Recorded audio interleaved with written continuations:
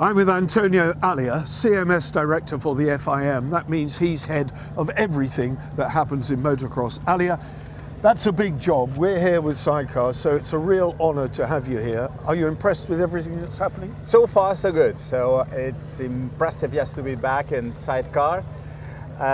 We haven't had sidecars for quite a while. Nobody wants to talk about that, but it's looks like a new time, new era, new hopes and new expectations for sure. Yeah, we've all come through 3 difficult years, as we all know, and now we're back with 14 rounds. For a start, are you impressed with the 14-round calendar? Of course, and what we have already talked about is just to establish a regular number of GPs for the following years to come. So this is going to look more professional and more, how could I say, will give an impression that it is a regular number of GPs, a regular and a very strong championship. Talavera de la Reina in Spain kicked us off last weekend. To get that number of crews on the first one, for a long journey for most of them, that in itself is impressive, yes? It is. Well, Talavera used to be there in the calendar a few years ago. So not only we opened the calendar for MXGP one, but also we started with sidecars as well.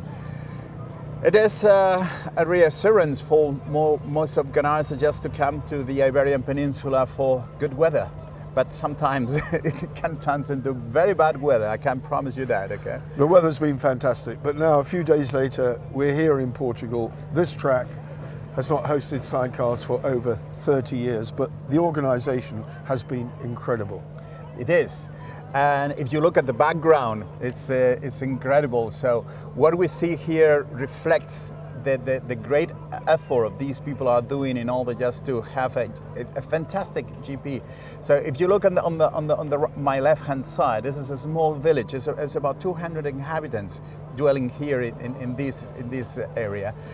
And they are capable of holding such an incredible GP, so it's fantastic, and they are so humble. So the reception that they offer and the show that they put up for us just to welcome us yesterday, it is something to be taken into account.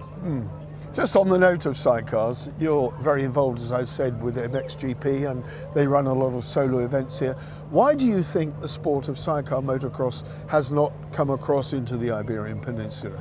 Oh, that's a good question. I have no idea. So it's been a traditional sport in most European countries. Our neighbors and friends have a very healthy championship, but here in Spain it has not been so successful. Or in Portugal, it's very, very weird. However, when the spectators come and see one of these events live, they realize how impressive this sport is. Yeah, it certainly is spectacular. It's great, 2 men, 3 wheels, jumping like a solo. It is an amazing sport. So we're all geared up for what looks like a fantastic weekend. The track is in great condition. I had my doubts when I first saw it, but now I've seen the sidecars on it. Could not be better. No, it's going to be perfect. I'm sure of it. Well, thanks for joining us. It's a real privilege to have you along. It's my privilege just to be here with you. Thank you very much.